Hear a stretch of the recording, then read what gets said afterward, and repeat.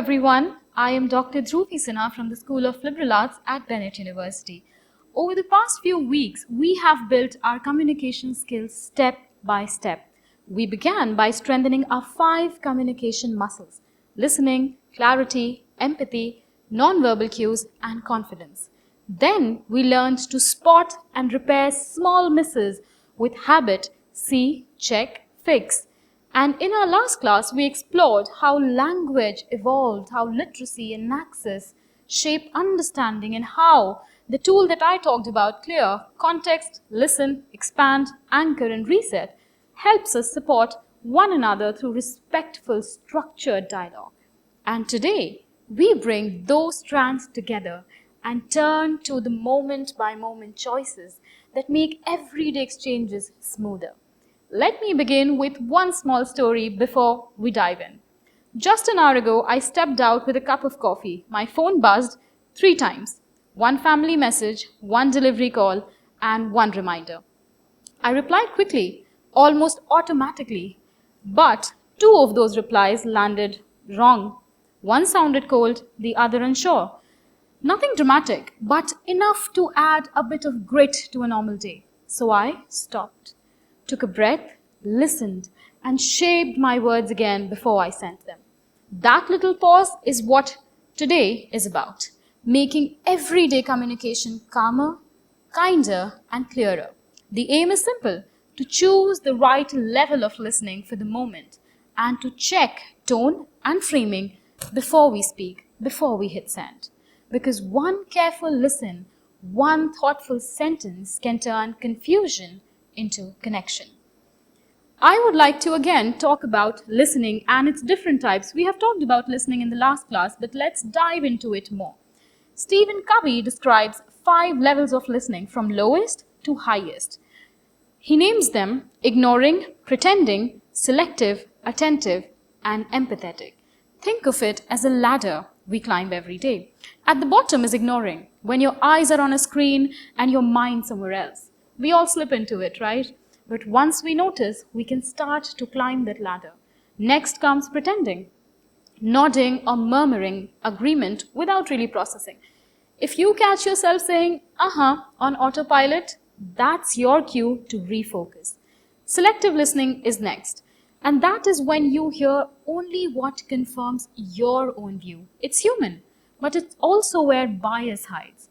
When you spot it, pause and ask, what might I be missing? That small question can open understanding.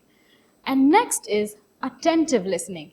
This is where real clarity begins. Here, you focus fully, summarize accurately, and confirm that you and the other person see the same picture. You might say, plan check, demo Friday, you handle the screens, I handle checks. I'll combine the slides and confirm. If a plan can't fit into one clean sentence, it probably is not ready yet. And at the top of that listening ladder we talked about is empathetic listening, where your focus shifts from the task to the person. Instead of fixing, you acknowledge feelings and invite choice by, let's say, a sentence like, it sounds like a lot. Would you like advice or should I just listen? That small question can transform tension into trust. In practice, we move between these levels all the time. When emotions are high, start with empathy. Once calm returns, shift to attentive listening to align on action. When a decision looms, do a quick selective bias check. Ask yourself, what am I missing that I don't want to hear?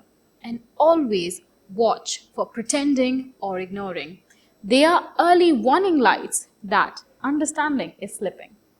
Listening ultimately, is all about awareness of others, yes, but also of our own attention and emotional state. Now, let's turn to tone and framing, the 2 invisible tools that decide how your message lands. Tone is the attitude behind your words carried by your voice and phrasing. It's the emotional color of your message. Pitch is how high or how low your voice sounds. It shapes emotion and intent. When your pitch rises slightly, you sound eager or inviting. When it lowers, you sound calm or serious. And pace is the rhythm, is the speed of your speech. It sets the emotional rhythm. A fast pace can sound anxious or excited, while a steady one communicates confidence and composure. Now let's talk about loudness. When that does not match the moment, it feels harsh, and too soft can also sound unsure. Inflection is the rise and fall in the tone that we talked about. It signals interest. A flat tone reads as boredom or irritation. Even small word choices can shift the mood. Let's say you have an instruction by your teacher. It reads, "Please upload today." It feels warm and clear, while "You must upload today" sounds colder, more directive. Neither is wrong, by the way. It depends on the person, it depends on the purpose and the moment. The key is to find the right words that fit. Does your tone match the emotion of the situation? Before you speak or send a message, pause and ask, if I were on the other end of this, how would I feel? That quick empathy check helps your tone land right. Now let's talk about framing. Framing is actually how you structure your message, and it helps others see what matters and why. Good framing turns information into understanding. You can frame in many ways. I'll give you a few points. First can be metaphors or image. This is something that we did in the first class. It helps people visualize. For example, we are steering a ship here, not running a race. Then the idea of gain and loss, which clarifies what stakes we have. If we start now, we save 2 hours. If we wait, we lose 1 day. That's an example. Then, of course, story is one, a short example that stays longer than an instruction. Then we have contrast, which can define scope. Like, for example, a sentence like, "This is a quick scan, not a full review." Then reframing, when discussion loops, restate the goal. Let's refocus. What outcome do we want? A practical structure is, begin with the point, explain why it matters, state what you need, and add when it should happen. For example, if you are in a club, probably you have auditions, and the sentence would read, "Auditions today. You'll get stage time and feedback. We are excited to hear new voices. Please bring a 1-minute piece this afternoon."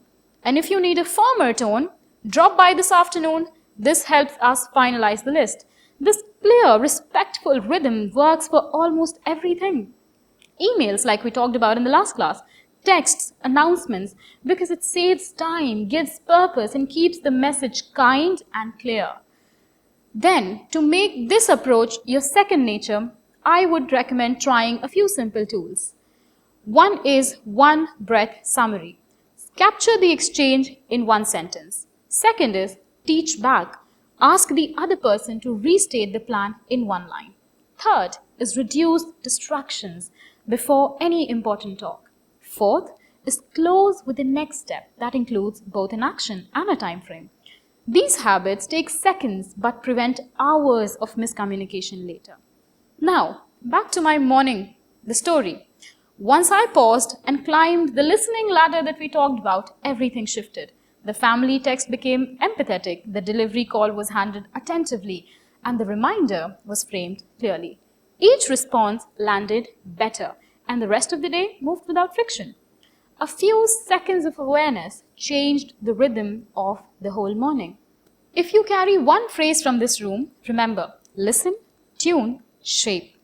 For listen, choose the level the moment needs and climb higher when you slip.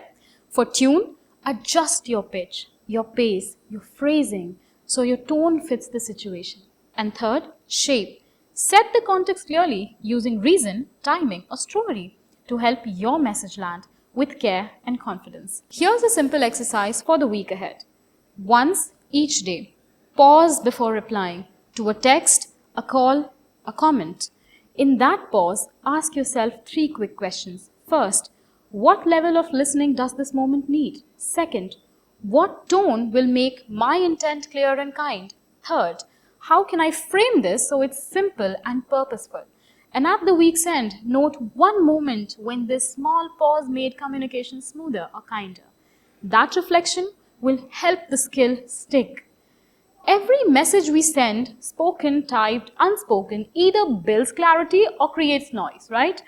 And that choice between clarity and noise sits in that one small pause before we engage. So this week, Listen with intent, tune your tone, and shape your message with care. Because the best communicators are not the ones who speak the most, they are the ones who help others feel understood. Thank you. I'll see you in the next one.